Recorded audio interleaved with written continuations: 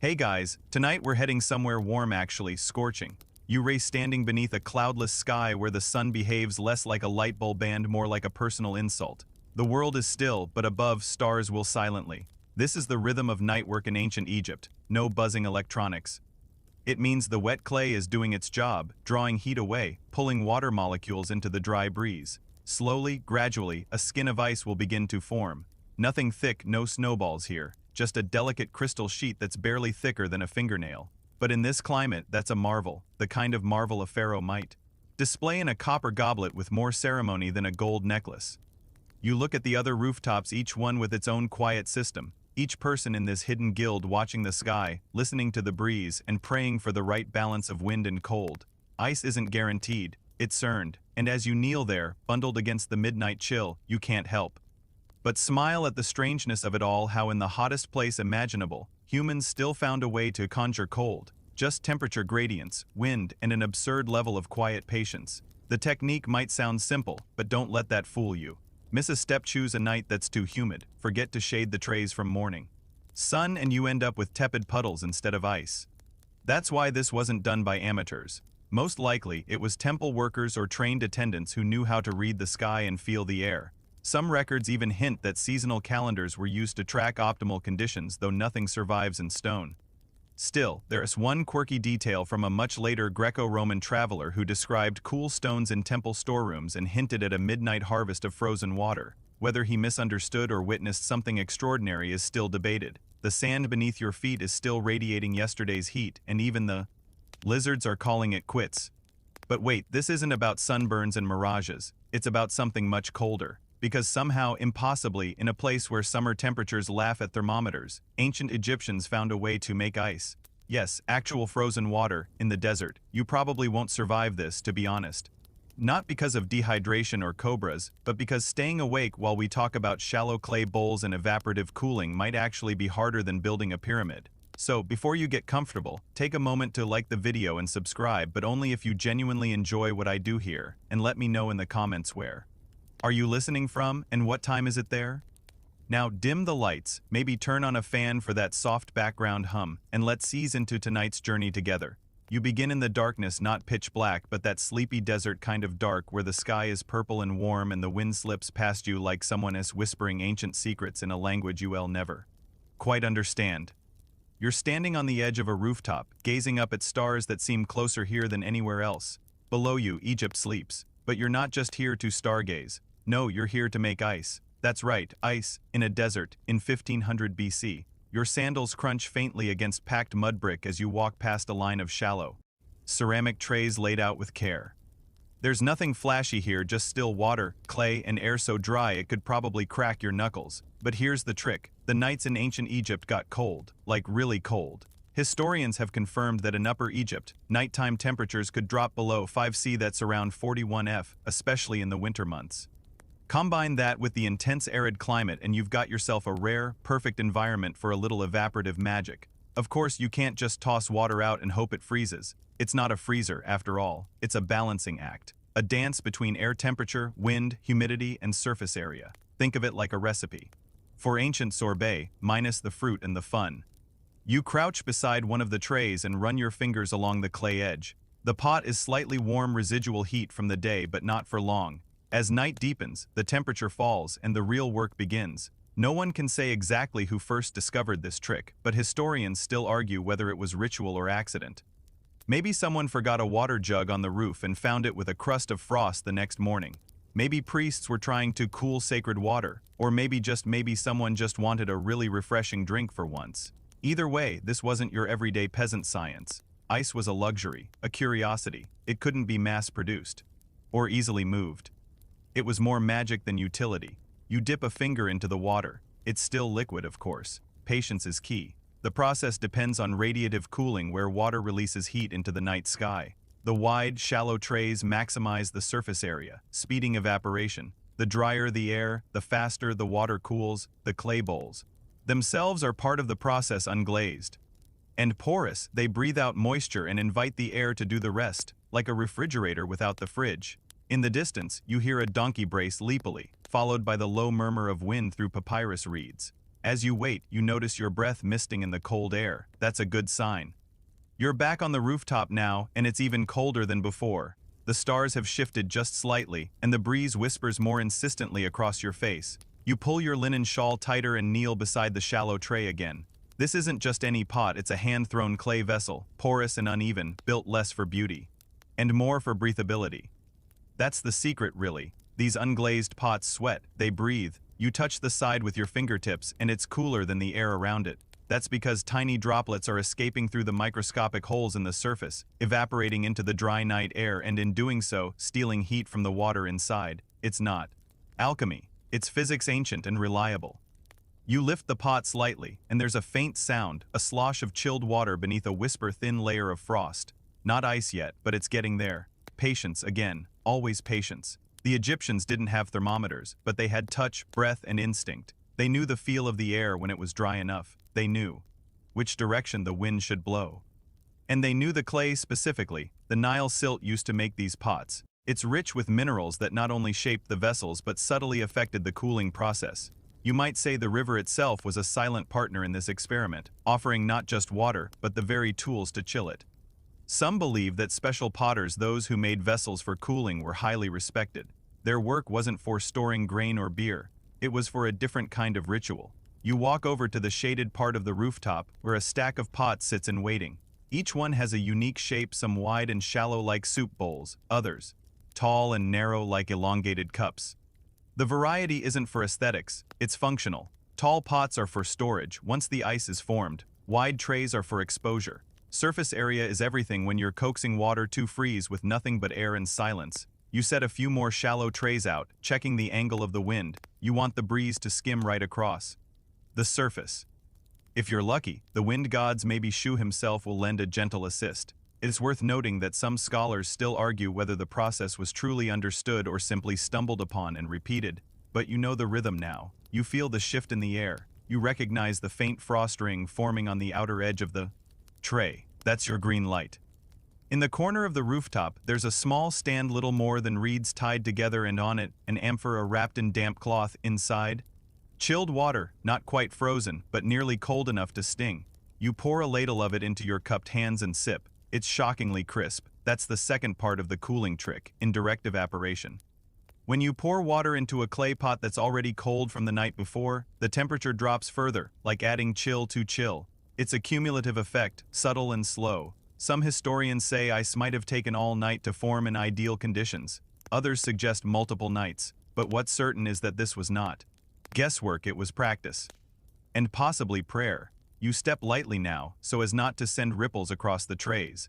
Disturbances could interfere with the delicate forming crystals. The goal is stillness. Stillness in the water, in the air, in you. There's something meditative about it, like watching paint dry but with the added thrill of maybe creating ancient air conditioning.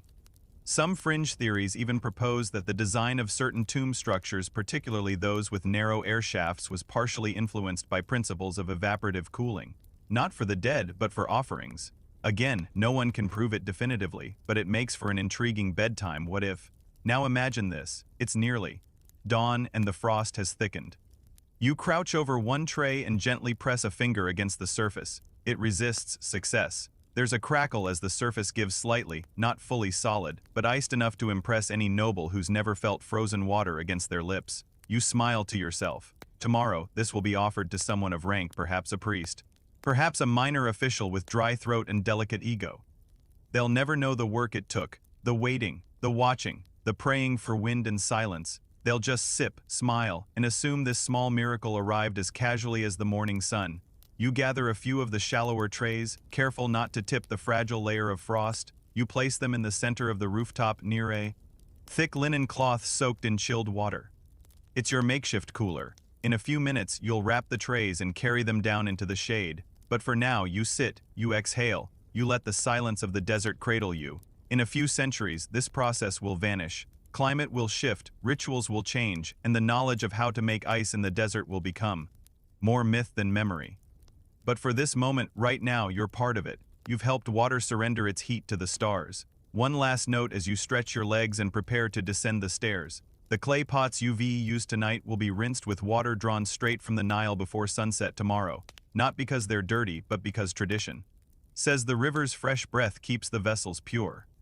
Historians don't fully agree on whether this was symbolic or had some actual cooling benefit, but no one really questions it. Some things you just do because they've always worked, and out here under this soft and ancient sky, you don't argue with tradition, you simply listen for the wind.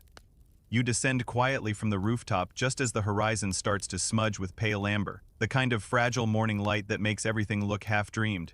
You carry the trays carefully, hands steady, feet mindful not to slip on the worn mud brick stairs. Inside the storage chamber below, it's already cool. Thick walls of baked earth and carefully positioned slats keep out most of the sun. You place the trays gently onto a raised platform covered in woven reeds and damp linen. This is where the ice rests, not for long, only a few hours, sometimes a day, but long enough to matter. This chamber isn't open to everyone. In fact, you have a key, a carved wooden oaken that grants you access to this hidden world of cold in a land of heat. You're part of a group, small, silent, probably sanctioned by a temple. You don't talk about your work in public. People wouldn't believe you anyway. You glance at the others, one's tending to the cloth wrapping around yesterday's tray, checking for meltwater. Another is mixing a new batch of Nile silt to mold the next round of shallow dishes. You nod, they nod, and that's all that's needed. Among you is a man named Hori, older, with sun-wrinkled hands and a permanent squint. He's been making ice since before your mother let you climb the rooftop. Hori claims the secrets came from the priests of Thoth, passed down not with words but with demonstrations and corrections. He never explains more. You never ask. But watching him work is like watching hieroglyphs come to life. His fingers test the trays, the pots, even the airflow in the room. He sometimes sets out mirrors on the roof, polished copper discs stilted just right to reflect moonlight. Why? No one really knows. Historians still argue whether those mirrors helped in cooling or were just part of ceremonial alignment. But you've seen nights when the ice forms faster after he places them, and that's good enough. Today, a temple courier is expected just after midday. You open one of the reed-wrapped jars from the deepest part of the chamber. Inside is your most perfect piece, thin, clouded ice floating like a ghost above a tiny puddle. The jar itself is lined with more clay, packed with crushed reeds, and sealed with beeswax. It's as advanced as ancient insulation gets. Some say the idea came from burial jars, those made to store organs in the afterlife. Reuse, recycle, refrigerate. As you prepare it for delivery, you can't help but marvel. This little bit of ice has traveled nowhere, but it feels more valuable than a caravan of gold. The priest will probably press it to his forehead, maybe drop a shard into wine, maybe just watch it melt as he meditates. Either way, it's worth something, not in coin, but in reverence, and not everyone gets to see it. The people down in the street, sellers of onions, jugglers of dates, they wouldn't believe you if you held it up in front of them. Ice? In this sun? They'd laugh. Some might call it a miracle, others, a trick. One time, someone even whispered that the ice makers were sorcerers. You weren't there, but you heard about it from your sister, who swore she saw a boy get slapped by his grandmother for saying the word frozen aloud. It's not exactly a secret, this process, but it's hidden enough that people fill the gaps with imagination. That's how it is when something doesn't fit the rules of daily life. Hori once told you that in the old days, there were temple records that hinted at a cold Gilda group responsible for preparing sacred chillers during the Feast of Osiris. You've never seen these records, of course. They might not even exist anymore. But the idea lingers like a riddle carved into the temple wall just out of reach. You think about that sometimes as you place your wrapped jar into the courier's basket and watch it disappear into the sun. This courier, bare-chested and dust-covered, won't ask what's in the bundle. He knows better. But you wonder, as he walks away, if he ever holds it close just to feel a flicker of cold on his ribs. It wouldn't be the strangest thing people have done with these mysterious shards. You clean the platform and prepare it for the next batch. Hori grunts and hands you a new pot to fill. The routine continues, nothing changes. And yet everything here feels sacred. Even the smell, the faint scent of wet clay, old linen, and morning air carries a kind of reverence. Some fringe archaeologists have even suggested that this entire practice was tied to religious symbolism, the freezing of water as a metaphor for conquering chaos, holding stillness in your hands. Maybe it's just poetic nonsense, but it's hard to deny that something here feels bigger than science. You pause for a moment at the entrance to the chamber, watching the sun finally clear the horizon and splash gold over the mud roofs of the village. The desert hums to life. You blink, already missing the stillness of the rooftop. The day will get hotter, too hot for any more freezing. But tonight you'll climb again, you'll lay out your trays, whisper your hopes into the wind. and try once more to trick the desert into giving you something impossibly cold. You climb again that evening, just as the last streaks of orange melt into the darkening sky, carrying your trays in both hands like offerings. The rooftop is cooler now, the heat of the day slowly seeping out of the bricks beneath your sandals. There's a faint breeze, a good sign. You kneel, spreading the trays out in a perfect grid. Careful not to crowd them. Every tray must have enough breathing room to let the air move freely. You adjust the angles, turning them slightly eastward, just the way Hori showed you, aligning them with the way the cold flows in from the desert when the moon is high. Some call this superstition. You call it experience. You pause and glance upward. The moon is fat and low tonight, casting a pale silver glow across the rooftops. Stars are emerging, quiet and familiar, and the wind smells faintly of acacia and river silt. You dip a small bowl into the amphora you chilled earlier, then pour just enough water into each tray to create a shallow pool, no deeper than your little finger's width. Deep water takes too long to cool, and it's more likely to just end up cold rather than frozen. The trick is balanced thin enough to chill quickly, thick enough not to evaporate entirely. You take your time, pouring with care, watching the ripples settle. Stillness is everything. Once the trays are full, you sit back on your heels and let yourself breathe. There's no torchlight, no sound but the distant bray of a camel and the rhythmic whoosh of wind sweeping down from the dunes. You listen, not for anything specific, but for the rhythm of the night. This is your laboratory, your temple, and your bedroom all in one. You close your eyes briefly and imagine what the stars must see: dozens of rooftops like yours, each with their own quiet rituals, their own shimmering trays of hope, a network of silent sky gazers, chasing cold in a world of heat. You remember the story Hori told you once of a night just like this when the wind stopped entirely. The trays sat still 4 hours, and in the morning, instead of ice, they found tiny fish in one of the pots. Where did they come from? No one knew. A joke from the gods, he said, shaking his head with a smile. Historians still argue whether this tale was metaphor, mischief, or just one of those strange flukes of desert life, but either way, you keep an eye on your trays just in case anything with gills shows up uninvited. A few rooftops away, you see another figure, a young girl, maybe an apprentice like you were once. She catches your gaze, offers a shy wave, then returns to her own trays.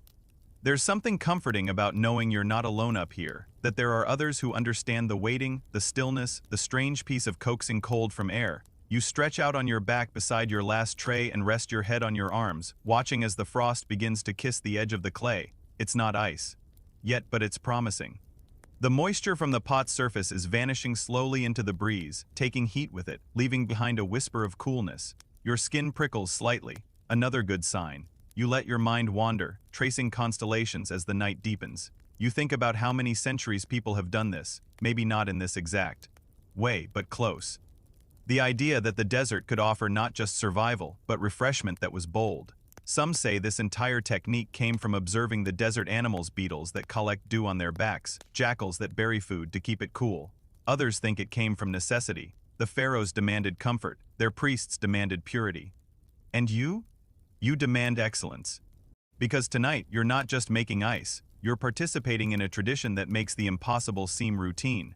The hours pass in quiet increments. You check your trays periodically, brushing away any curious beetles or stray grains of sand. You whisper small observations to yourself. Tray 3 is forming faster than Tray 1. Tray 6 is catching more breeze. You file it away for next time. This is how you learn: by doing, by failing, by noticing the tiniest shifts. That's what separates ice makers from hopeful imitators. Some things you can't teach with words. You feel them, like the change in air just before dawn, or the way a surface hardens just before it shatters. Eventually, your fingers find the edge of a tray and pause. There, a thin crust. You press gently, and it resists. The ice has formed, not thick, but enough. Enough to prove that the desert can be reasoned with. You sit back and smile, not broadly, just a quiet, tired smile that stretches across your whole body. You've done it again. Not every tray is frozen, but that's not the point. Some will be poured back, others left to cool again tomorrow. You know this cycle. Success isn't every tray. Success is any tray. One shard of ice is victory. As the stars fade and the sky begins its slow transformation into lavender and gold, you begin your descent again, this time with a full heart and cold hands. The village is still sleeping. Even the cats haven't started yowling yet.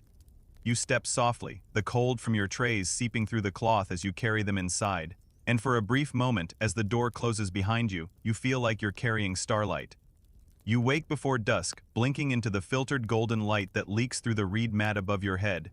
The chamber is still, save for the rhythmic creak of wood expanding as the heat fades. You stretch slowly, your joints stiff from sleeping on straw, but your mind is already turning to the rooftop.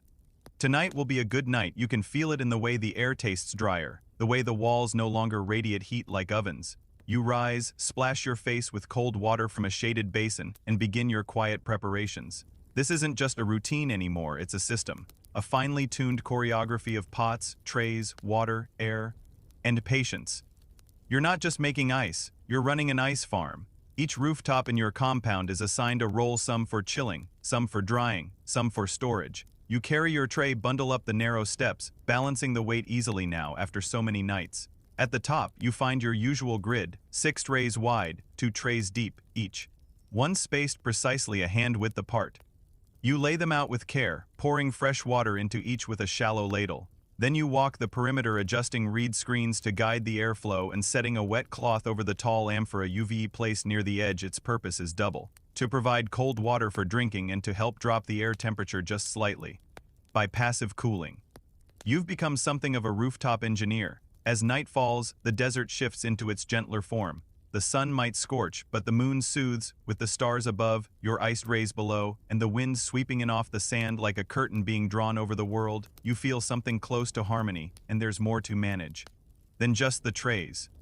Below, in the second chamber, there are pits dug directly into the ground, shallow depressions lined with packed clay, where partially frozen water from less successful nights is poured in and covered with layers of papyrus and sand.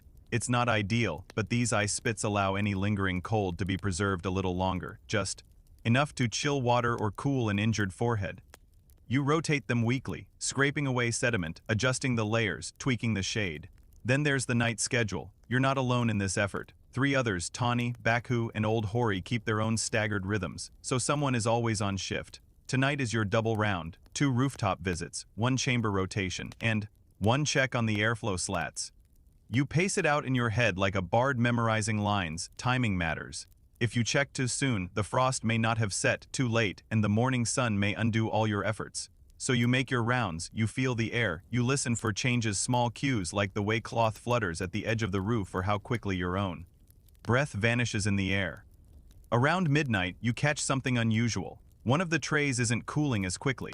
You crouch beside it, puzzled. The surface water looks normal, but there's no shimmer of forming crystals. You dip a finger and find it warmer than the others. You glance up. The wind on this side of the rooftop has shifted, slightly blocked perhaps by the roofline next door. You nod, adjust the tray's position, and raise a temporary screen using a spare red mat to guide the airflow.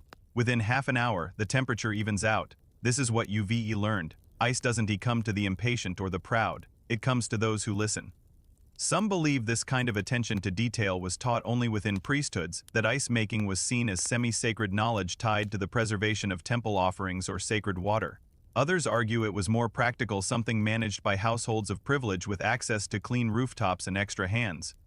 Historians still argue whether these ice farms were common or reserved for elites, but here you are, proving that with enough consistency, anyone could learn the delicate rhythm. Your own family, once skeptical, now offers you quiet respect. They leave you alone during your rooftop hours. Your sister even asked if her newborn's water could be cooled with a sliver from one of your better trays. You said yes, of course. Back below, you organize the morning batch. The ice shards are wrapped in softened reeds, sealed inside small pots, then arranged in the coolest corner of the chamber near the earth-lined wall. Some of these pots are bound for use at the healing house near the western shrine, where they'll soothe fevers and reduce swelling. Others will go directly to the temple's offering room, where a priest will place them beside jugs of wine and bowls of fruit, a symbolic offering of human ingenuity to the gods. And a few are kept just for you and the others. A sliver pressed to the back of your neck after a long day. A cube dropped into watered beer on a particularly brutal noon. A personal reward. You don't talk about the rewards much. There's a quiet code among you rooftop workers. The miracle of ice isn't something you flaunt, it's something you share, subtly. A cool drink offered without comment. A knowing glance exchanged when someone flinches at the touch of cold. These are your tiny victories. The world below still bakes in the sun, but up here you manage something miraculous every night. And like any good farm, your harvest isn't always guaranteed. Sometimes the wind doesn't come. Sometimes the air is too moist, sometimes you drop a tray on the stairs. You learn to accept failure as part of the process. 2 shrug and say, tomorrow night will be better. Now the sky is beginning to pale again. You feel it before you see it, the warm push of air creeping up the bricks. You gather the trays, careful not to tip the more delicate layers. A few perfect ones, a few that'll need another try. It's enough. You descend the stairs, your sandals, whispering over the dust. Another night's work is complete, another cold morning ahead. Back inside the chamber, the air is heavy with the earthy scent of damp linen and fired clay. You move slowly, each footstep deliberate as if afraid the warmth of your body might start melting the treasure in your hands. The trays are still cool, their surfaces misted with faint condensation. You unwrap the thick linen cloth from one of them and hold it up to the torchlight. Yes, there it is. The thin, opaque layer of ice. You run a fingertip across it and feel the grit of an ancient cold, like touching a stone that forgot it was once water. You place it carefully onto the inner rack, sliding it between 2 others already gathered before dawn. A small collection, a quiet success. Then you hear it, the wind, a soft shift of air outside, not a breeze, but something sharper, thinner. You step toward the shaded opening at the side of the chamber and breathe it in. The desert wind has returned and it's dry bone dry. That's the kind of wind you want, not humid, not lazy. You want air that sucks moisture like gossip at a village. Well, this wind is your ally. That is because the entire trick to making ice in the desert isn't just about cold, it's about dryness. The lower the humidity, the more aggressively water can evaporate from your clay vessels, and the more water evaporates, the more heat it steals from what's left behind. Basic science now, sure, but to you, it's almost poetry. You flash back to the first time you realized how vital the wind was. You were still a child, watching your mother stir lentils outside the home. A gust blew in, and her clay pitcher began to sweat. Water appeared on its surface like magic. That's when it clicked, the air wasn't just passing through. It was participating, drawing moisture out, making the pot cooler. Later that year, you saw Hori doing the same, leaving pots out in a breeze, testing the direction with a strip of linen, even adjusting the tray angles based on wind flow. The gods don't bring ice, he whispered, they bring air. You just teach it where to dance. You check the chamber's airflow, nudging open the reed vent just slightly to let more of that precious desert breath inside. It spirals around the pots, invisible but powerful. Some scholars argue that ancient Egyptians may have even constructed their rooftops and courtyards with airflow in mind, not just for comfort, but for tasks like yours. Certain temple roofs had raised ridges or low walls designed to channel night winds. Were they also used for cooling rituals? Historians still debate it, but if you've ever stood on a high roof and felt that wind funnel perfectly into your face, you'd believe it too. Now it's time to deal with the dew or lack of it. Unlike in greener lands, Egypt's nights are famously dewless. That's exactly what makes ice possible. If there were too much dew, it would drip into your trays, disturb the surface, ruin the process. But the air here is so dry, it doesn't even bother pretending to be humid. That gives your trays a clean stage to perform their icy ballet. In fact, ancient farmers often complained about the lack of dew for crops, but for you, it's perfect. No interruptions, no damp mornings to mop up, just dry air and colder dreams. You reach into one of the older pots near the back of the chamber, the ones wrapped in thicker cloth and stored deeper for preservation. This is where you've kept the ice from last week, the thicker shards. They're cloudy now, soft around the edges, but still intact. You lift one carefully and place it against your cheek. It tingles, and for a moment, you feel like you're cheating death itself. You walk it across the chamber and place it into a wide-necked jar filled with newly drawn water. Just for a few moments, the water sings a little when the ice touches it, like the sigh of someone waking from a dream. This water will be used by the priest later, maybe for anointment, maybe for a symbolic washing. It's not your business. But you take quiet pride in knowing the chill that now dances in that vessel came from your own hands, your own rooftop, your own patient listening to the desert. You pull the jar back out and rewrap it in damp reeds, returning it to the cool shelf. Hori walks in just as you're doing this. He nods, presses a hand to the outside of the jar and raises an eyebrow. Good wind last night, he mutters. You nod. Words aren't really necessary between you two anymore. You begin preparing the next set of trays. Not for tonight, but for tomorrow. The cooling, the rinsing, the drying, the careful stacking. Every tray must be flawless. No cracks, no unevenness. A single rough spot could cause the water to pool wrong, to freeze unevenly. Or not at all. As you work, your thoughts drift back to something you overheard once at the market. A traveler from the east, jaw agape as someone told him about Egyptian ice. He scoffed. Impossible, he'd said. Lies and tricks. But you remember the merchant's reply, if it melts before you see it, does that make it less real? You finish stacking the last tray and step back to admire the quiet precision of your work. Each bowl aligned, each pot sealed, each vent set to just the right angle. The wind hums softly outside and the sun is beginning to crest. Time to sleep, to rest your bones before the next night's vigil. As you lay on the straw mat tucked behind the chamber, the last thing you hear is that blessed desert wind, whispering across the walls like an old friend you trust with your secrets. The sun is barely a sliver above the horizon when you slide the last pot into place within the chamber. The ice inside clinks gently, soft and sharp at once, like the sound of memory.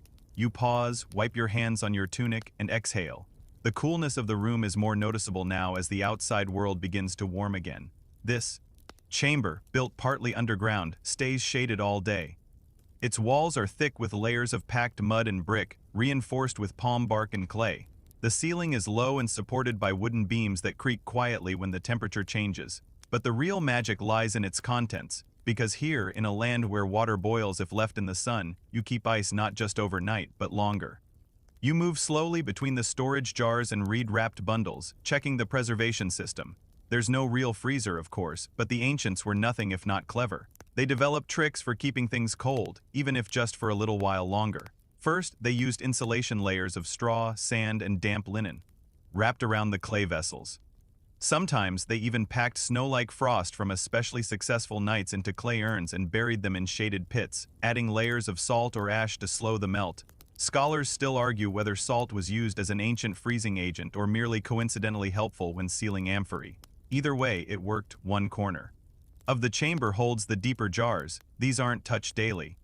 They're for emergencies, ceremonies, illnesses, bribes. You check the linen seals and gently brush dust off the top of one, tracing your finger across the symbol scratched into the clay. It's not a name, not exactly. It's more of a calendar mark. You know from its shape that this one was sealed 5 nights ago during a windless, exceptionally dry evening.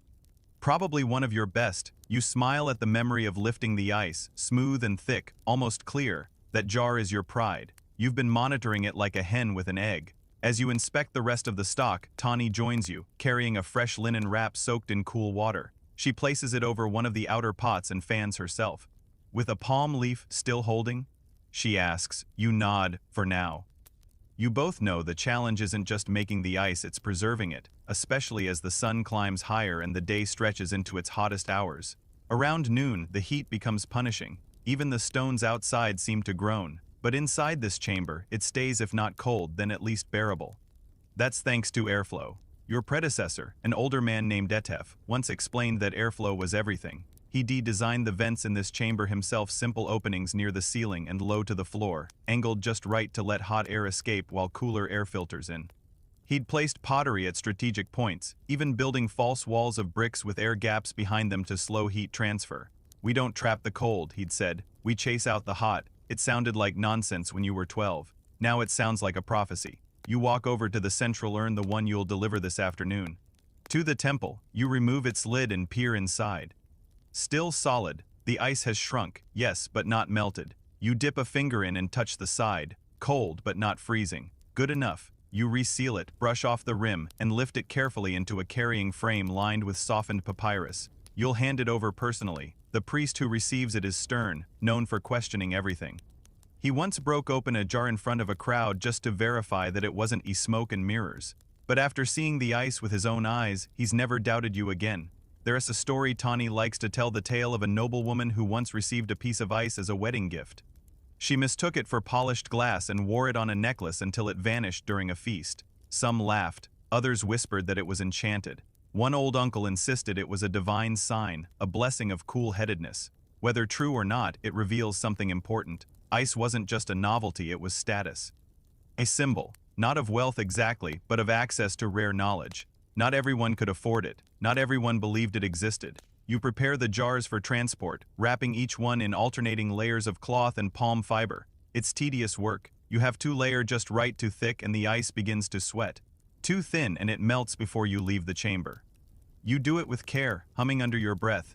Outside, a rooster crows. The rest of the village is waking. Somewhere, children are already arguing. A pot crashes in the distance, and a vendor begins calling out about fresh fish, which you know are never fresh and rarely fish. But here it's still quiet, still cool, still holding.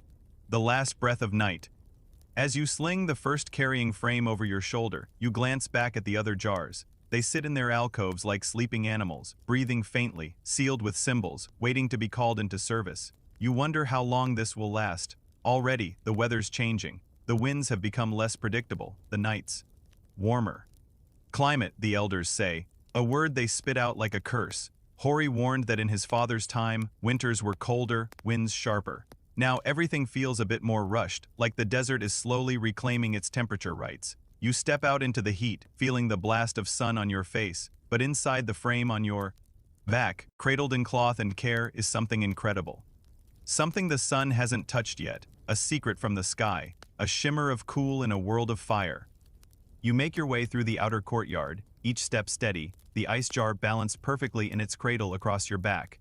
The morning sun blazes down in that slow, creeping way, the kind that doesn't seem dangerous until you realize you're sweating from your eyelids. You keep to the shadows, hugging the high mud brick walls, walking past stalls that are just now opening, past sleepy goats and half-baked bricks drying in the dust. People greet you softly, some with nods, some with nothing more than a glance. They know what you carry.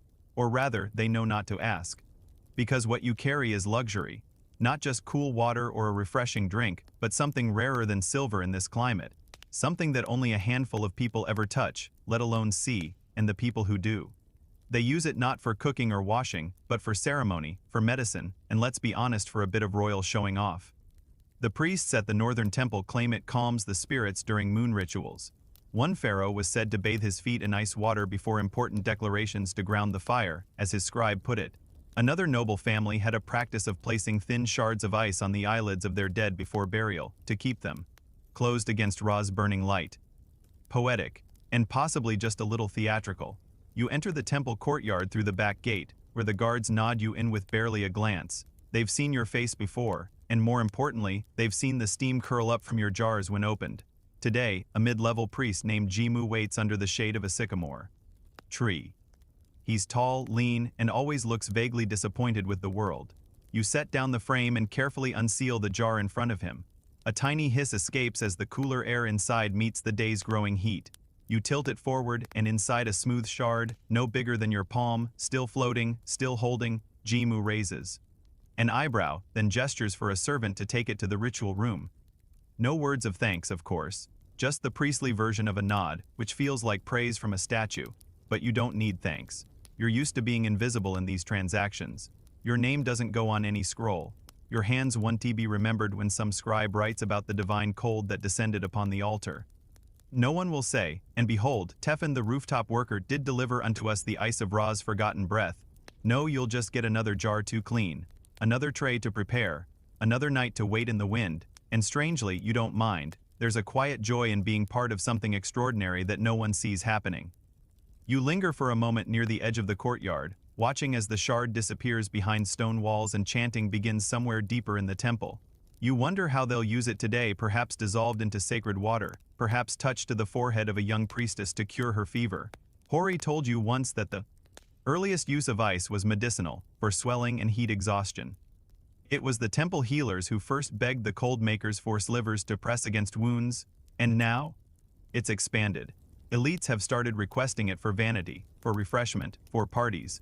A priestess wife once asked you if it could be used to keep dates cool during a banquet. You told her no. She asked again. You still said no. But the truth is, you understand the temptation. The coolness is addictive. On a hot day, when your skin feels like it's baking in your own bones, just the touch of that cold clay against your wrist can feel like mercy.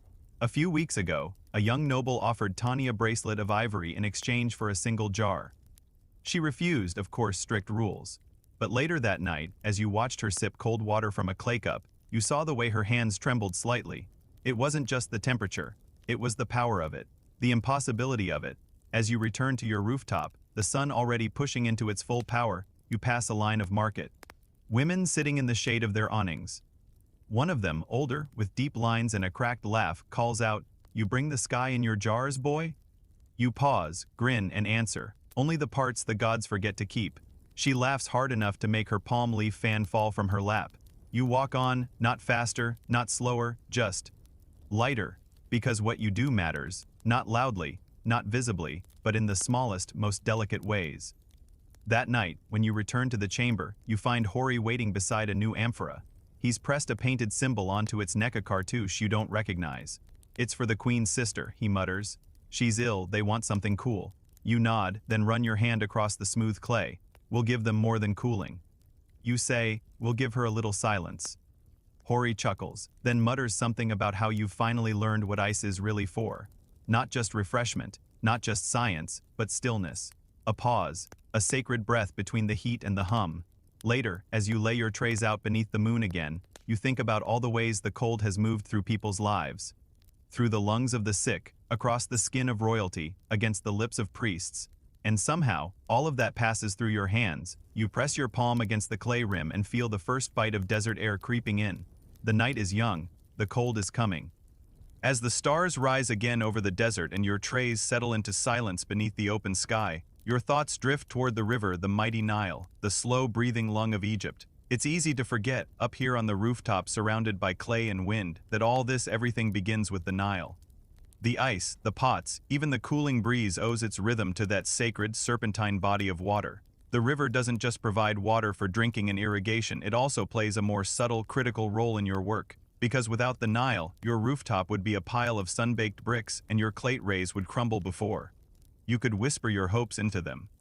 You've seen it many times, boats drifting downstream, stacked with bundles of Nile silt, harvested in the flood months, sifted and cleaned for potters like Hori. That soft, rich black earth is magic in its own right. When shaped into vessels and left unglazed, it becomes the very skin of your ice-making ritual.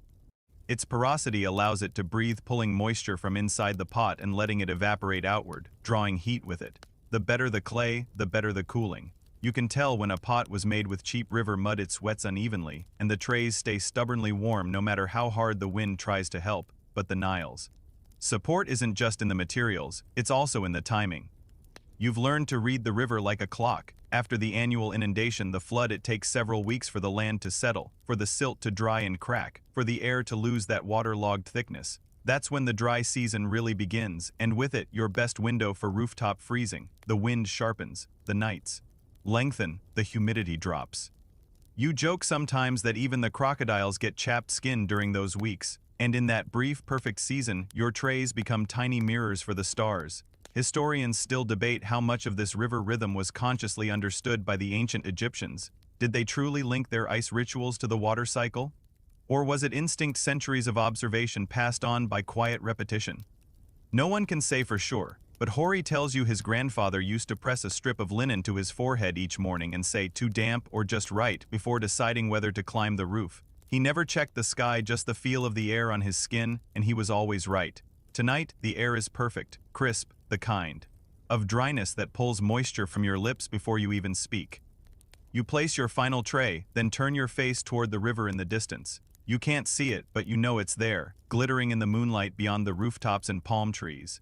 You imagine the water gently lapping at the banks, moving sluggish and patient, oblivious to the way it has shaped this entire land, your rituals included. In your quieter moments, you wonder how the climate has changed since the ancients first started making ice. Hori says winters used to be colder, the nights quieter. Others say it's just memory playing tricks, but one thing's certain, the river changes. Each year it floods slightly higher or lower. Each year the silt feels a little different in your hands. That subtle shift matters. One season of poor quality clay can ruin 100 trays. One season of high humidity can rob you of nights' worth of effort. You begin to understand why the river is not only worshipped but feared. It is generous but not always cooperative. Back in the chamber, you open an older pot sealed nearly a week ago.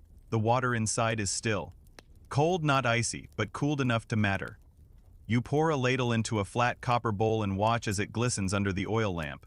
This chilled water will go to the midwife tending to an overheated infant just 2 streets over. No one asked for it, you just know. Sometimes your work speaks before you do. You cover the bowl with damp cloth, carry it out into the soft gloom of the corridor, and pass it to a runner barefoot and barely awake. He nods and vanishes. And now you think about transport, how the Nile's canals might have once allowed ice or chilled water to be moved across longer distances. There are rumors that certain boats were outfitted with shaded compartments, cooled with layers of reeds and wet cloth. Was it for fish? For wine? Or for transporting ice in secret, high-speed deliveries to palaces far from where it was made? No one knows, but a few boatmen where they saw steam rising from jars as they were unloaded into temple gates. Others laugh it off. The Nile keeps her secrets after all. You've tried cooling things on the riverbank yourself once, years ago, when you were still learning. The breeze was stronger there, and the clay seemed to chill faster. But the river brought too much life with it: mosquitoes, humidity, wet footprints in your trays. You learned that the rooftop is your sanctuary, the place where the stars align with your effort. The river gives you what you need, but the sky tells you when to use it. As you return to your rooftop once again to check the trays, you hear the river's voice in the distance, not as a roar or a rush, but a soft, rhythmic murmur like someone singing the same line over and over. You pause, facing the breeze. The air has shifted slightly again, just enough to make the linen on your shoulder flutter. You adjust one tray's angle by a finger's width. That's all it needs. That's all the river asked for. You're halfway through your usual circuit when you notice something's off. Tray for the one closest to the edge isn't behaving. The others shimmer faintly, a telltale sign of frost beginning to form. But this one? It's as still and warm as a cat sunning itself. You crouch, peer closer. The clay is slightly chipped near the base, probably from an earlier knock you hadn't noticed. A tiny crack, almost invisible. But in this delicate game, even the smallest flaw can tip the balance. You sigh. Another mishap. Another lesson. You lift the tray, tilt the water gently into a backup bowl, and set it aside for rinsing. It's not ruined. It just won't be part of tonight's batch. Mistakes like this are common, so common. In fact, that you've come to expect at least one every night. Sometimes it's a chip in the pot. Sometimes the breeze changes and ruins the airflow. Once, Baku sneezed so loudly beside a tray that he startled a crow into landing right in the center of a nearly frozen layer. The poor bird looked as confused as Baku did. That tray went straight back to the washroom. Failure doesn't make you panic anymore. It's baked into the system, like overcooked barley into bad beer. These trays aren't mass-produced. Each one is hand-shaped, sun-dried, and carefully seasoned before use. And yet, they break, or warp, or refuse to do what they did just last night. You've even had nights where the sky looked perfect, the air felt dry, but the water never cooled. Scholars still argue whether that was due to unseen humidity, rising ground temperatures, or just cosmic mischief. You lean toward the last one. But sometimes, in the middle of all that unpredictability, something new emerges. Like the time Hori's pot cracked right down the middle, but only the outer ring froze, leaving the center liquid. It looked like a miniature crater.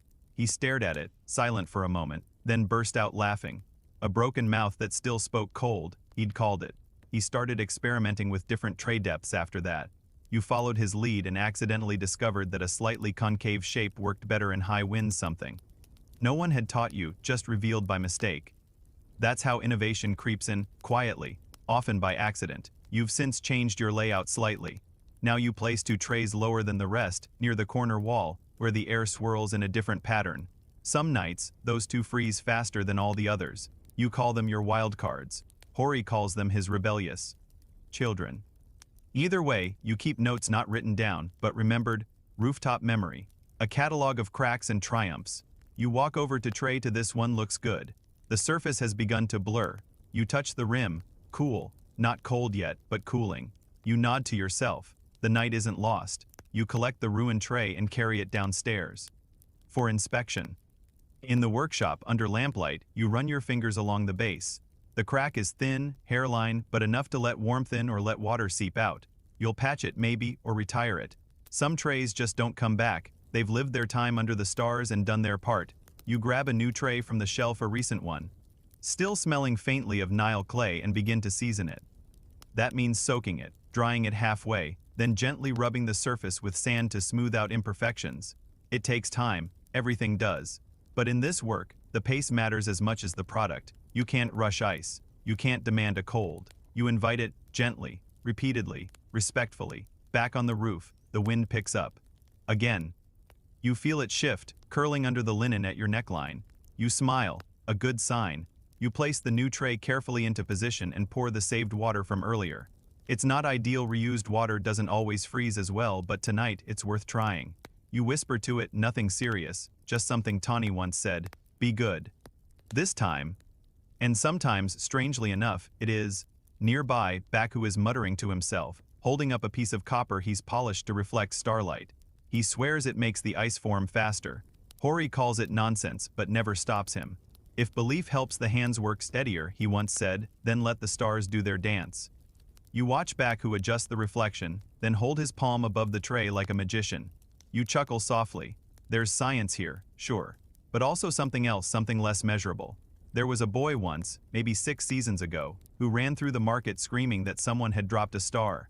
He held up a sliver of ice someone had dropped in the dust, half melted, sparkling like a gem. The boy swore it came from the gods. An older woman clucked her tongue and said, "It's just cold water, child." But the boy's face didn't change. He believed. You've never forgotten that. You kneel now, checking tray 1, a thin crust, promising. You lean in, listening. Sometimes you swear you can hear the forming ice, a kind of soft tension in the air, like a string being pulled taut. Or maybe that's just you, tired and hopeful and half in love with the impossible. Tonight might yield fewer shards than usual. 1 tray ruined, 1 reused. But that's all right. It's not about perfection. It never was. It's about paying attention, about coaxing something delicate out of a place where it shouldn't exist. You reach for your brush and begin sweeping sand from the tray edges, your movements slow, methodical. Nothing is wasted, not even failure. Especially not failure. The sky is darker now, the stars in full bloom. The wind is steady, the clay is dry, and even with 1 tray less than planned, the cold is coming. It's nearly the middle of the night now, the kind of hush that feels like even the wind is holding its breath. You sit back on your heels, your hands streaked with fine dust, your fingertips tingling from repeated brushes against chilled clay. Most of the trays are behaving tonight. Tray 6 is ahead of schedule, a shallow glaze of frost already beginning to form. You feel good, confident. The rooftop breathes in rhythm with the stars above, and you feel yourself finally relaxing into the stillness. Until you hear it. Whispers. Not words, exactly. Not language, but low voices. 2 women on a neighboring rooftop. You pause, listening. He said he made it from nothing. One says, "Just air and silence." The other scoffs. "No one makes water freeze in this heat. It's sorcery." A beat of silence. Then laughter. Nervous laughter. Not mocking. More like a mixed with disbelief. You don't move. Just smile to yourself. Because this isn't the first time you've heard someone call your work magic. You've even heard curse once, muttered under someone's breath after a jar shattered in their hands from sudden temperature change. The way the shards steamed in the hot air made them scream and drop it, shouting about unnatural things. That story made its way through the village in 2 days. Some still don't make eye contact with you. Others bring gifts they pretend are offerings for the gods but leave just outside the stairwell to your rooftop. Historians still debate whether these whispers were common or just fringe superstition, traces of old beliefs blending with newer, more rational knowledge. But here, under this vast black sky, you know better. These murmurs are part of the ritual. Ice in the desert doesn't just challenge the climate. It challenges the imagination. It bends people's sense of reality. How can water become solid under stars that feel like they're burning holes in the earth? You've felt it yourself, that low tug of disbelief even while your own hands press against a frozen rim. You remember the time Hori played into it. He walked into the market square with a jar sealed tight, smoke trailing from the cracks where condensation met hot air. He set it on a stone ledge, opened it slowly, and pulled out a tiny crystal of ice. "For the gods," he whispered. A child fainted. An old man dropped his fig. For 3 days after, people lit lamps near the temple. Doors and left oil-soaked clothes in jars. Just in case. Hori never explained it, never repeated it. He didn't need to. There's power in being misunderstood. It protects the work. It also isolates it. That's something you've learned. You don't attend the big feasts anymore. People look at you sideways. You hear your name paired with odd rumors. He never sweats. He only walks. In shadow, his eyes shine when he talks about the wind. Ridiculous, but not entirely untrue. You do watch shadows more than most, and your bodies learn to move with the night rather than against it. Some call you priest adjacent, though you've never taken a vow. They assume only someone with divine training could coax such a result from mere pots and patience. You don't correct them. Let them believe. It keeps them from climbing your roof and ruining your trays. Tawny once told you about a story she overheard in a northern town. A man there claimed his brother had seen someone turn steam into stone, mid-air. A flash of white, he said, and suddenly it shattered like pottery. You both laughed at the time, knowing full well how far exaggeration travels in a camel's mouth. But sometimes you wonder, If you didn't know what you know, if you'd stumbled upon a shard of ice in the sand, would you think it was something holy? Even Baku, who scoffs at every superstition, carries a small carved scarab in his sash. Says it's for luck, but you caught him pressing it to one of the trays last week and muttering something. You didn't mention it. Sometimes you play into the mystique a little, like the night you intentionally shaped the water in one tray into a spiral before letting it freeze. When it solidified that way delicate and precise, it sparked a whole week of rooftop visits from curious apprentices who wanted to see the sacred coil. You pretended it was a once-in-a-century thing, but really it was just steady fingers and still air. Still, the line between science and sorcery is thin when you're working with invisible forces, evaporation, pressure, radiative cooling, all words you've never said aloud, all concepts you've come to understand through action, not explanation. If you tried to describe them to a farmer whose goat Hassanti slept in the heat for 3 days, he'd think you were mad, but show him a sliver of frozen water on your palm, and suddenly, you become the madman who commands the weather. A few weeks ago, a small boy left a figurine on your doorstep, a tiny jackal, carved from bone. No note, no request, just the offering. You still have it. It's on the corner of your rooftop now, facing the trays like a tiny guardian. You don't touch it, don't move it, let people believe it helps. Maybe it does. Tonight, the trays are freezing faster than usual. Coincidence? Possibly, but belief has its own momentum. The women on the nearby rooftop have gone quiet. Maybe they've gone to bed. Maybe they're still watching your trays from the shadows. You wonder if they'll tell someone what they saw, how the water went still, how the air grew colder, how the moonlight glinted off the ice like it wasn't quite real. Let them wonder. Let the story grow. You check tray 3 again. Ice, solid. You lift it gently and whisper, "See?" Not magic, just math. But even you smile, knowing full well it's a little bit of both. The next evening arrives cloaked in warmth heavier than usual. The air sticks to your skin like damp linen, and even your rooftop feels slower, like the bricks themselves are reluctant to cool. You glance up at the sky. The stars are late tonight, hidden behind a soft blur of haze. No wind, not even a rustle from the courtyard trees. Below, your gut tightens. This isn't ideal. You lay your trays out anyway because routine is its own kind of comfort, but deep down, you already know. Tonight will yield nothing. You sit beside tray 1, not touching it, just watching. The water lies still, unmoved, uninspired, not a shimmer of frost. You let your fingers rest on the clay edge. It's warm. Too warm. The surface gives off nothing but the tired sigh of a summer evening overstaying its welcome. You close your eyes and try to remember the last time you felt a breeze here. It's been weeks. Even the mornings feel heavier, and your stores are struggling to stay cool. Some of the jars now sweat visibly before you've even unsealed them. Hori joins you just before midnight. His silhouette slouches as he sits beside you, staring out over the sleeping village. The wind's gone soft, he mutters, like a dying breath. You nod, not trusting yourself to speak, because you've felt it too, not just in the air, but in the clay, in the pots, in the way the ice cracks faster. Now. It doesn't last. You can still make it, but it melts sooner, sweats more, loses its clarity within minutes of opening. Even the chamber feels warmer. The walls no longer hold the cold like they used to. Historians still argue whether this shift was climate-related or political. Some believe changing weather patterns eventually closed the window for ancient ice-making. Others argue it was centralization of temple knowledge. Once priests held the process, fewer passed it on. Hori believes both. He tells you about stories his grandfather used to whisper, of rooftops filled with trays from Memphis to Thebes, of entire temple guilds tasked with maintaining cold storage during high feasts. It wasn't just us, he says, we were everywhere. And then, it stopped. You don't ask why. You already know. Rituals change. Politics shift. When power consolidates, things once sacred become secrets, and secrets disappear when no one bothers to ask anymore. You've seen scrolls in the temple storeroom, rolled so tightly with time that they crumble when touched. Entire systems have gone to dust, not from conquest, but neglect. The same thing is happening now, in front of your eyes. The air isn't cooperating. The materials feel different. The balance is fading. Tani reported that her best pot shattered last week, split cleanly down the middle after just one attempt. She swears the clay was good, seasoned properly, but something was off. You believe her. You've had 3 pots fail this month alone. The trays develop strange textures now, freezing unevenly or not at all. And you've noticed your rooftop birds those curious desert doves haven't visited in days, as if even they know the cold won't return. You check tray 4, still liquid, not even a ring of condensation. You check the others, same story. Hori doesn't even get up. He just sighs and rubs his face. This isn't tonight, he says. This is a warning. You glance around, the rooftop feels heavier, thicker, as if the air itself is closing in. You nod. Maybe we can take a few nights off, you offer. Hori doesn't respond. He's watching the horizon now, where the Nile's black thread barely reflects the sky.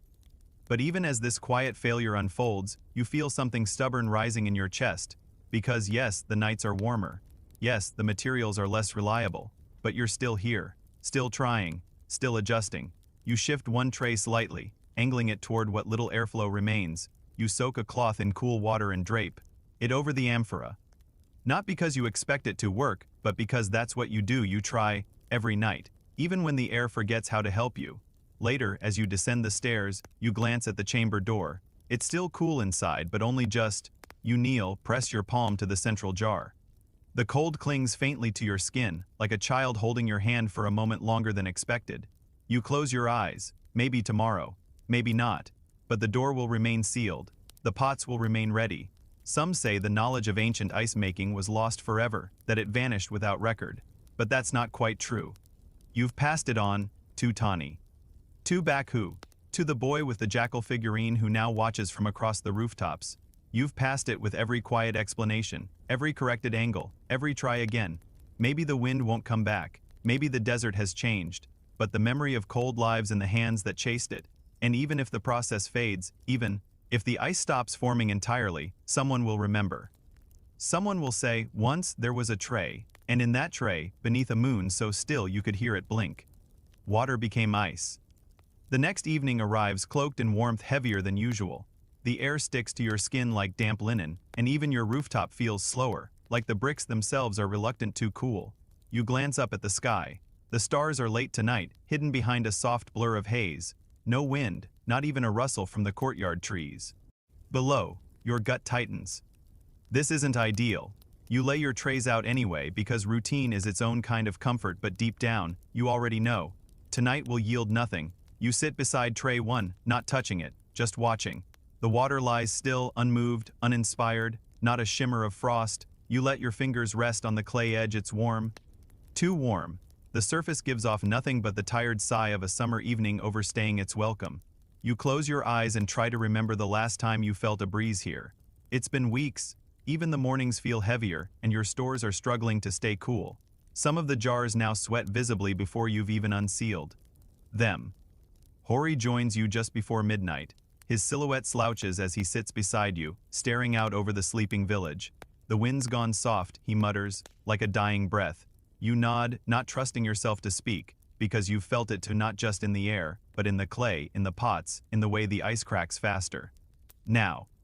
It doesn't last. You can still make it, but it melts sooner, sweats more, loses its clarity within minutes of opening. Even the chamber feels warmer.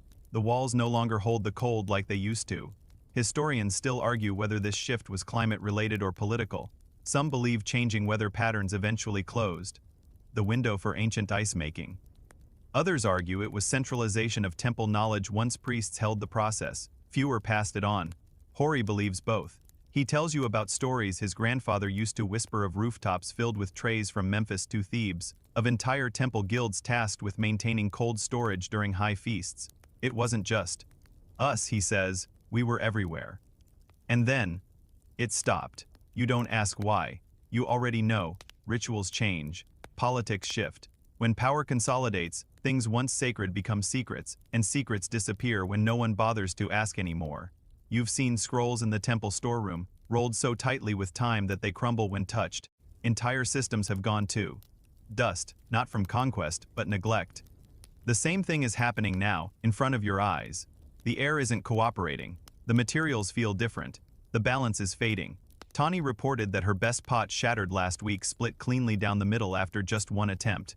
She swears the clay was good, seasoned properly, but something was off. You believe her. You've had 3 pots fail this month alone. The trays develop strange textures now, freezing unevenly or not at all. And you've noticed your rooftop birds, those curious desert doves, haven't visited in days, as if even they know the cold won't return. You check tray 4, still liquid, not even a ring of condensation. You check the others, same story. Hori doesn't even get up. He just sighs and rubs his face. This isn't tonight, he says. This is a warning. You glance around, the rooftop feels heavier, thicker, as if the air itself is closing in. You nod. Maybe we can take a few nights off, you offer. Hori doesn't respond. He's watching the horizon now, where the Nile's black thread barely reflects the sky. But even as this quiet failure unfolds, you feel something stubborn rising in your chest. Because yes, the nights are warmer. Yes, the materials are less reliable. But you're still here, still trying, still adjusting. You shift one tray slightly, angling it toward what little airflow remains. You soak a cloth in cool water and drape it over the amphora. Not because you expect it to work, but because that's what you do. You try, every night, even when the air forgets how to help you. Later, as you descend the stairs, you glance at the chamber door. It's still cool inside, but only just. You kneel, press your palm to the central jar. The cold clings faintly to your skin, like a child holding your hand for a moment longer than expected. You close your eyes. Maybe tomorrow, maybe not. But the door will remain sealed. The pots will remain ready. Some say the knowledge of ancient ice making was lost forever, that it vanished without record. But that's not quite true. You've passed it on to Tani. To Bakhu. To the boy with the jackal figurine who now watches from across the rooftops. You've passed it with every quiet explanation, every corrected angle, every try again. Maybe the wind won't come back. Maybe the desert has changed. But the memory of cold lives in the hands that chased it. And even if the process fades, even if the ice stops forming entirely, someone will remember. Someone will say, once there was a tray, and in that tray, beneath a moon so still you could hear it blink. Water became ice. The heat hangs heavier each day, like thick fabric soaked in sun and draped across your shoulders. Still you climb. Still you set the trays out each night with the same deliberate care, because habit becomes ritual, and ritual becomes resilience. But part of you wonders if you rake clinging to a fading craft, if this quiet alchemy of cold is becoming a legend rather than a reality. And then, one afternoon, something arrives that shifts your perspective completely. A visitor from Persia. You don't see many foreigners this deep into the village, certainly not ones escorted by temple guards. He's tall, with a hooked nose, trimmed beard, and eyes that seem to measure everything. His robes are lined with blue stitching, delicate, geometric, and he carries no offerings, no scrolls.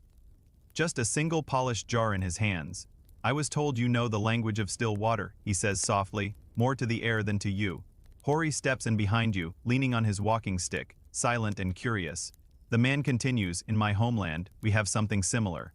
We call it Yakshul, a dome in the desert that keeps ice alive. The word flickers in your mind. Ice house, ice keeper. You've heard of them. Rumors whispered in the temple courtyard, great underground chambers in Persia that store winter ice far into the boiling summer. You step aside and invite him into the chamber. It's cooler today, thanks to Tani's adjustments to the vents. The man smiles faintly. As he steps inside and kneels beside one of your sealed pots. You do this every night? He asks. You nod, and sometimes the desert remembers how to listen, you say. His smile deepens. Same in my land. He opens his jar, revealing not ice, but a small sketch scratched into a thin sheet of bronze. A dome shape, with narrow vents and deep chambers below. We build with geometry, angles that pull heat away. We bury ice deep. Some of it comes from winter, stored by snowfall. Some, made by wind and stillness, like yours. You study the sketch, fascinated. You can see it in your mind, a structure like an inverted pot, rooted in earth, catching cold and keeping it like a priest holds silence. He stays for 3 days, watch your routines, join you on the rooftop, share dates soaked in rosewater and stories of nights even colder than yours. He teaches you to angle the plate raised slightly, barely aslant, to help moisture settle to one side and freeze faster. You show him how to test the wind with wet linen. Hori grumbles the entire time, but watches closely. Bakhu and Tani start copying the dome drawing in the dust when they think no one else looking. Historians still argue whether Persia learned from Egypt or Egypt from Persia, or if both developed these techniques independently, children of similar deserts with different dialects. The timelines blur, the names change, but the methods feel familiar. You realize then that you're not alone in this strange cold dance. Others have stood on rooftops or in shadowy pits, willing water to freeze with only silence and science for company. The man leaves quietly on the fourth morning. No ceremony. Just a nod and a small leather pouch left behind inside, 2 slivers of what looks like salt crystal, and a short note, to delay the melt. Try this next time. You smile, even though the words are written in Persian. You can't read them, but Tani's already halfway through sounding them out. Later that week, you try to explain the Persian system to a visiting merchant from the north. He laughs, confused. Why bother with so much effort? Just drink warm beer and be done with it. You smile politely, but inside, something flares a quiet, fierce pride, because this isn't just about refreshment, it's about possibility. Proof that even in places built on dust and heat, humans refuse to surrender the idea of cold. You begin experimenting with deeper storage. You bury a clay pot 2 feet into the chamber floor, line it with crushed reeds and palm ash, and mark it with the Persian dome symbol. 2 weeks later, the ice you place inside lasts nearly twice as long. Not perfect, but promising. Hori raises an eyebrow when you show him. You've started drawing things now? He grunts. What next? Writing a scroll? You just grin. Because yes, maybe you will. Maybe it's time someone started writing all this down. Soon, others arrive. Not many. Just 2 boys from a southern village. They say they heard of the rooftop ice, that their aunt saw a priest drop a shard into honey wine and claim it was a gift from the gods. You let them watch. Show them how to carry trays without spilling, how to feel the shift in the air, even when the breeze hasn't quite arrived. They stay a week, leave quietly, but one of them carves a tiny dome into the back of the clay wall before he goes. You let it stay. And suddenly, the work feels bigger. Less about survival, more about legacy.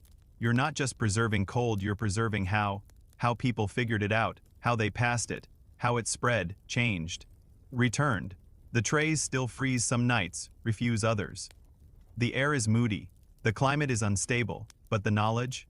That part's becoming stronger, passed not by scrolls, but by shared trays, quiet teachings, domed sketches, whispered memories. You close the chamber door that night, feeling something settle in your chest, like cool water after a long climb. You press your palm to the doorframe and think not of endings, but echoes. Persia, Egypt, maybe even farther east. The cold remembers its teachers, and now, so will others. It starts with a knock, soft, hesitant, more like a flutter of fingers than a demand. You're in the lower chamber, brushing frost from the inside of a jar, when the sound carries down the stairs. You set the jar gently on the reed mat and rise, wiping your hands. At the door stands a boy barely 12, if that, clutching a clay dish. Like it's something sacred. He looks up at you, eyes wide but determined. Tani said you take. Students, he says. You blink, surprised. Tani hadn't mentioned this. Then again, Tani loves surprises. You look down at the dish, an even, roughly shaped, but with effort carved into every swirl of its rim. He holds it up like an offering. I made this. I want to learn how to make the cold stay. There's a long silence. Then you step aside, and he walks in. You show him the basics that night, not the rooftop work yet, just the rhythm of rinsing, seasoning, soaking. You let him feel the clay. Show him how to stack pots so the wind can slip between them, not crash into them like a wall. He listens, eyes darting, hands twitching to touch everything. He doesn't ask many questions, but you can see them stacking up in his head like plates in the corner. Over the next weeks, he becomes your shadow. He's always there carrying trays, sweeping sand from the roof, watching the sky. You teach him slowly, gently, not just what to do, but when to notice. You show him how to test the air by holding a damp cloth just above his nose, how to whisper to the water as you pour, not because it helps the freezing, but because it helps the hand stay steady.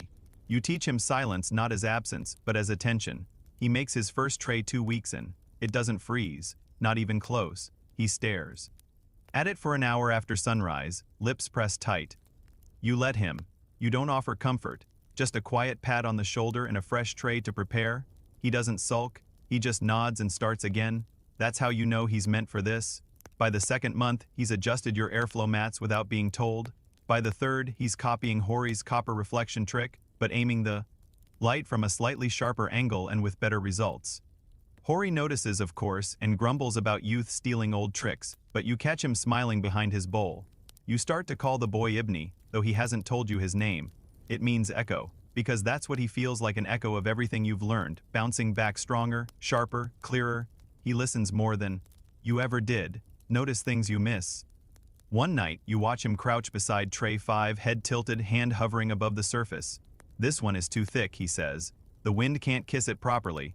You blink, surprised at the phrasing. But he's right. You adjust the water. It freezes better. Historians would never write his name, but if they did, they'd probably call him apprentice to the ice maker, or something equally dusty. They'd talk about process, not people.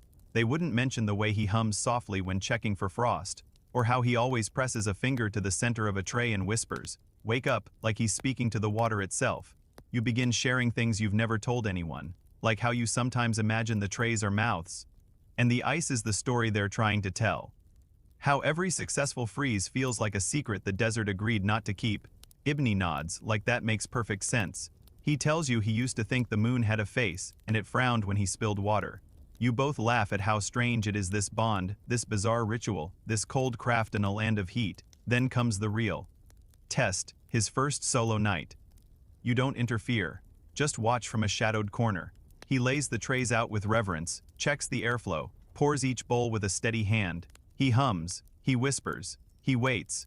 You see his fingers twitch with restraint. He wants to touch, to check too soon, but he doesn't. When the wind dies, he adjusts the angle of the amphora. Just slightly. At dawn, 2 trays bear frost. Thin, fragile, perfect. You say nothing, just hand him a damp cloth and gesture toward the chamber. He walks ahead of you, slow and careful, carrying the tray like it's the last egg in the world. When he sets it on the reed mat, he doesn't cheer, don't smile, just bows his head slightly and exhales. You nod, it's enough. Later, you both sit on the roof, watching the sun rise. He's quiet, still holding his now empty tray. "Do you think this will last?" he asks. You're not sure what he means, the season, the method, the ice itself. Probably all of it. You shrug. Nothing lasts. Not exactly, but it echoes. He nods. Don't ask more. You look out over the rooftops and imagine, for a moment, every house with trays of their own. Every child watching water turn solid under desert stars. Maybe it'll happen, maybe not. But the thought is enough, because now the secret doesn't live just in your hands. It lives in his, in the tray he holds, in the frost that forms when silence meets patience. And as the wind stirs again, catching the edge of the boy's robe, you smile. The cold is still here, and now it has someone new to talk to. Tonight feels different, not colder, not warmer, just slower, like time itself is choosing to linger. You and Ibni are on the roof, trays already filled and resting. The stars above look familiar, but distant, as if they're watching more quietly than usual. Hori didn't join you, he's resting his knees. Tani's downstairs, reorganizing the jar seals. Baku left early, muttering something about a visiting cousin and too many figs. So it's just the two of you, and the trays, and a task unlike any you've done before. The messenger arrived at dusk, hooded, respectful. He handed you a scroll sealed in black wax and said only, "She crossed the veil this morning, they ask for a final gift." You didn't need to ask who. The noblewoman, the one who used to request cooled water during rituals, who once wept when you placed a sliver of ice in her palm and called it the only silence this land allows. She'd been ill, everyone knew, but now she's gone, and they want to send her into the afterlife with ice. You sit beside Ibni now, the final tray between. You, watching, not waiting, exactly just being with it. The water stirs slightly in the night wind, a breeze so gentle it barely moves your robe. You whisper, "Come on," not as a plea, but a greeting. The sky seems to shift. The first glimmer of frost appears along the edge. This tray has to be perfect, not for show, not for status, but because this one is for eternity. They'll wrap it in linen, place it beside oils and stones, and say prayers while it melts into the sands of the duet. You don't know if the gods care about temperature, but she did. And if her soul remembers anything, you want it to be the kiss of cold on her brow one last time. Ibni doesn't speak. He just checks airflow, adjusts screen, and returns to sit beside you. His eyes are on the water, wide and soft. "Do you think it'll last the journey?" He asks. "Long enough," you answer. "It only needs to arrive." He nods. You know what he's thinking. The tomb will be sealed.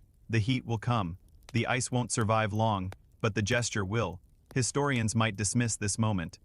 They'll say ritual artifact or symbolic cooling vessel, if they find anything at all. They'll argue whether the ancient Egyptians really buried ice with the dead, or if it was merely cooled water. You smile at the thought.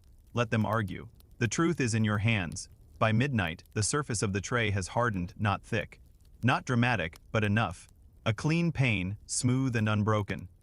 You lift it together, Hands steady and carry it down into the chamber, where the wrapping has already been laid out: linen, reeds, salt-dusted cloth, and a narrow alabaster case shaped to cradle the tray like a jewel. You slide it in, and Ibni seals the top with a clay disc painted in soft gold. You both press your hands against the surface, not for warmth, there is none, but to leave your imprint. Not visible, but felt. At dawn, the funeral party arrives, silent, dressed in soft gray. They bow to you, no words exchanged. You hand the sealed bundle to the eldest among them. He cradles it like a sleeping bird. As they disappear down the road, you wonder what she'll hear as she crosses. Will it be the chanting? The river? Or maybe, if the gods are kind, the sound of water cracking as it turns to ice beneath the stars. You return to the roof alone. Ibni has gone to rest. You sit where the tray once lay, pressing your palm to the warm clay. It's empty now, but not hollow. It held something rare, and maybe, just maybe, the desert will remember. The wind picks up, a late one. A gift. You smile and whisper, "Too late for tonight, old friend," but you're grateful anyway. You stay there, even as the sun begins to rise, the sky blooming with gold and pink and pale blue. And for a moment, in that perfect in-between space where night hasn't quite left and day hasn't fully arrived, you think you feel her presence cool, light, free. A final shard, for her, for you, for all the nights to come.